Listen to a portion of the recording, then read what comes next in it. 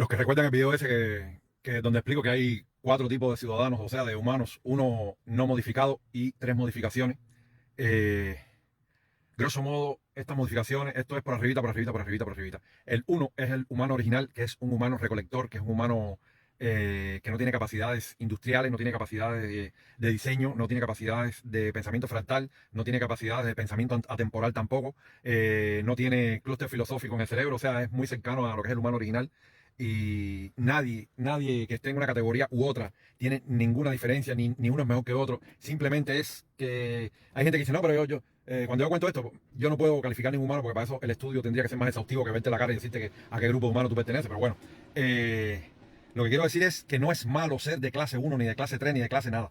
No es malo ni una clase ni una otra. Es como diferentes sabores, es como diferentes herramientas. Y nosotros recuerden que somos herramientas. A nosotros nadie nos creó por bonito, ni por divertido, ni porque fuéramos graciosos. A nosotros se nos creó y se nos está utilizando todavía como herramientas de extracción de minería planetaria.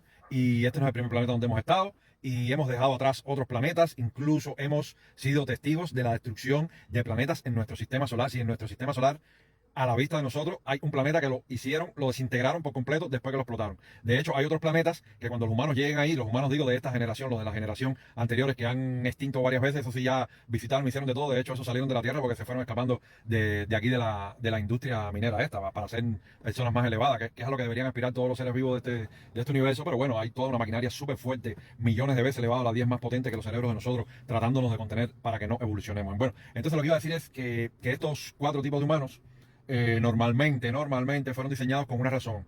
La clase uno la dejaron intacta en las mujeres porque cuando intentaron tocar la modificación femenina, pues crearon un ser que no les vino bien, no cumplía ni los parámetros, ni cumplía la tarea para la que fue diseñada, y decidieron a la especie femenina humana dejarla en la clase uno, y por el tema de resguardar lo más básico que necesitan de las mujeres, que es la reproducción y el instinto de maternidad. Cuando ellos modificaron a la mujer perdió el instinto de maternidad, en la siguiente modificación perdió la reproducción, y en la siguiente modificación perdió por completo su identidad.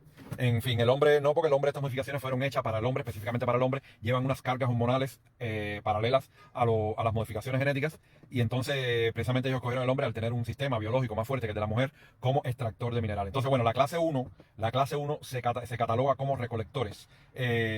Esto está terminantemente prohibido hacerlo público, y entonces lo estoy haciendo público porque toda persona que entienda que cada humano es una herramienta diferente y aprenda a reconocerlos, no va a perder tiempo con humanos en procesos fallidos.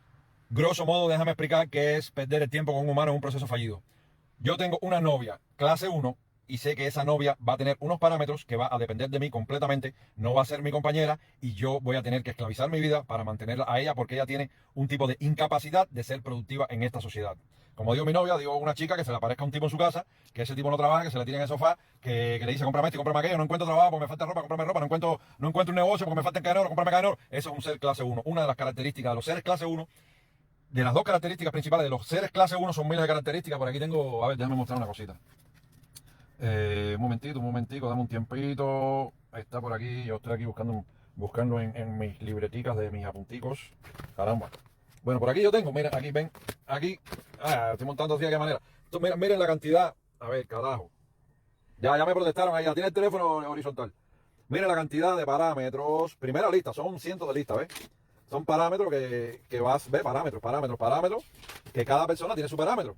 Entonces, como les expliqué antes, recuérdense, ahora voy a poner esto así. Como les expliqué antes, recuérdense que había 4 tipos de sujetos. Sujeto 1, sujeto 2, sujeto 3 y sujeto 4. Pero entre ellos, como esta lista no es humana, ellos no pusieron 1,5, ni pusieron un rango, ni nada, pusieron este número o este número pegado, porque ellos dicen que esto no es una suma ni es una matemática, que es una lista de ubicación, en lo que me están explicando. Entonces, el híbrido medio, entre el 1 y el 2, ellos le llaman 12. Entre el 2 y el 3, ellos le llaman 23. Entre el 3 y el 4, ellos le llaman 34. O sea, 34, el 23 y el 12 son los híbridos.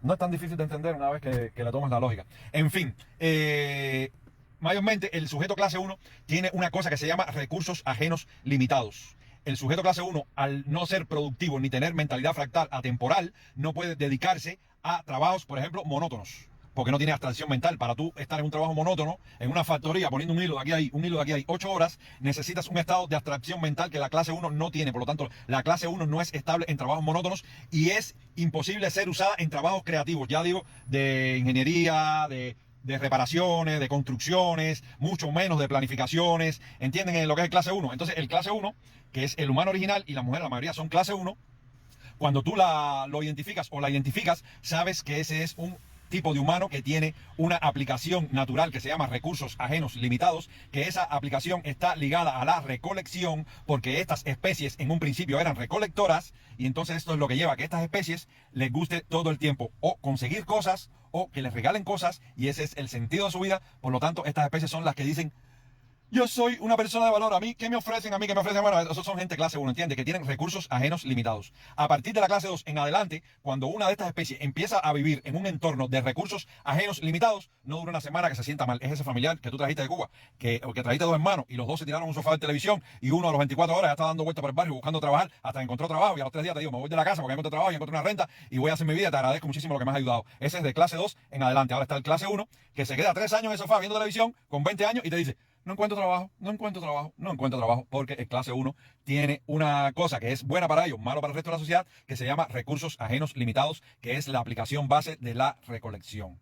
La clase 1 son recolectores. La clase 2 ya tiene una modificación. La clase 2 ya accede a crear construcciones, proyectos de corto plazo, ya entiende un poco de planificación y tiene un poco de abstracción mental que le permite estar en un trabajo monótono y repetitivo. Para eso fueron creados.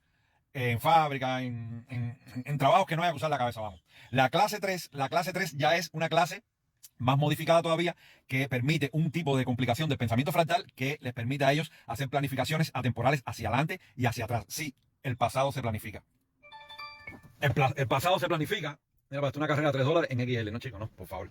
El pasado se planifica para mejorarlo y no cometer errores en el futuro. Las personas con una mente fractal atemporal tienen un mejor desempeño en la vida porque todo el tiempo están corrigiendo los futuros procedimientos de todo lo que vayan a hacer, basándose en las experiencias pasadas que las recolectaron y las experiencias futuras que son creadas a base de teorías. Ese es el clase 3. Ahora está el clase 4, ya fue tan modificado para que fuera tan listo que tiene un pensamiento fractal desordenado. Ahí se fue la mano en la programación y a partir de ahí entran todos los humanos en el espectro autista, que son genios de la mente, pero no pueden organizar los procedimientos para sacarle provecho a esta mente. Por lo tanto, la clase 1 y la clase 4 quedan dependientes de la sociedad por no tener suficientes habilidades para sobrevivir en esta sociedad.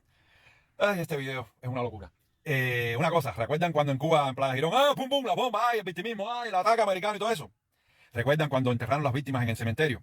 Qué sitio más bello para que Fidel Castro ahí diera su discurso comercial de anuncio de la agenda que iba a entrar en Cuba en ese momento. Qué buen momento, ¿verdad? Qué bellas las puertas del cementerio. Qué espacio más grande en esa Zapata y esa calle principal del cementerio monumental. Qué lindo sitio para dar un discurso. Pero en sus mentes, los que saben de historia y los que de verdad están puestos para este video, están diciendo: pero él no dio discurso en el cementerio. Él no dio discurso en el pórtico de Zapata y 6. Él dio discurso en una esquina cutre donde habían 4 cafeterías.